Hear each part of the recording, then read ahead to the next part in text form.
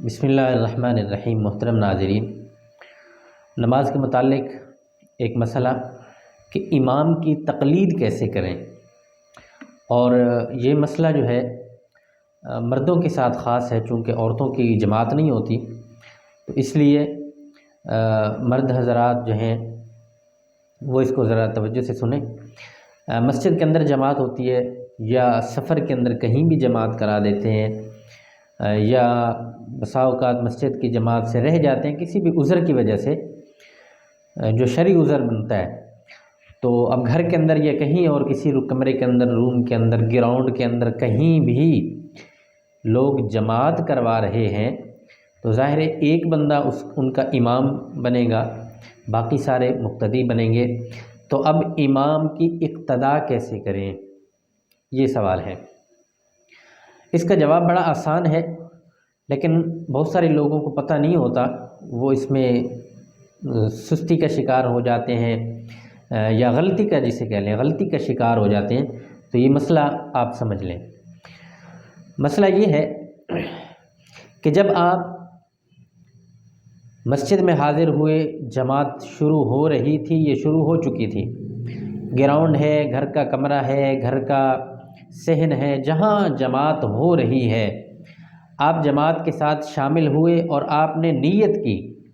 مثال کے طور پر فجر کے 2 فرض ادا ہو رہے ہیں، ظہر کے 4 فرض ادا ہو رہے ہیں، یا عید کی نماز ادا ہو رہی ہے، تو آپ نے جو نیت کرنی ہے اس کے اندر امام کو اپنا مقتدا بنانا ہے، اپنا امام بنانا ہے نیت کے اندر۔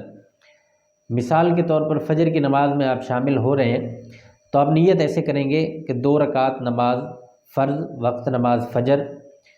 اب اس کے بعد جو عام نماز ہوتی ہے، تو ہم قبلہ شریف کی طرف رخ کرنے کی نیت کر کے، اور رخ کرنا بھی ہے، ایسا نہیں کہ رخ کہیں اور نیت کے ساتھ، نیت جو ہے وہ ہم قبلہ کی کر لیں، خالی نیت سے نہیں، قبلہ کی طرف رخ ہونا ضروری ہے، بہرحال یہ الگ مسئلہ ہے۔